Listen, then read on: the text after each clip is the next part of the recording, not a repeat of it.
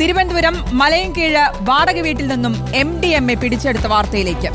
27 gram MDMA ആണ് പിടിച്ചെടുത്തത്. കേസിൽ ദമ്പതികളടക്കം 4 പേരാണ് പിടിയിലായിരിക്കുന്നത്. മലയൻകീഴ് അണപ്പാട് പ്രസന്നകുമാറിന്റെ വീട്ടിൽ കഴിഞ്ഞ 5 മാസമായി വാടകയ്ക്ക് താമസിച്ചു വരികയായിരുന്നു കാട്ടാക്കട കിള്ളി സ്വദേശിയായ നസീമും ഭാര്യ ഹസ്നാഷറിനും.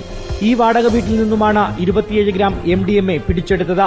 ലഹരി വിൽപ്പന നടക്കുന്നുണ്ടെന്ന രഹസ്യവിവരത്തെ തുടർന്നായിരുന്നു പോലീസിന്റെ പരിശോധന.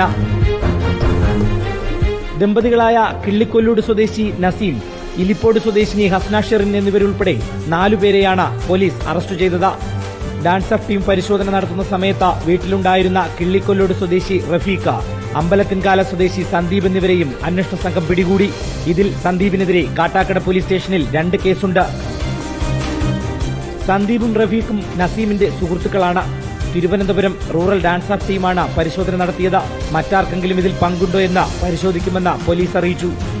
റിപ്പോർട്ടർ, തിരുവനന്തപുരം.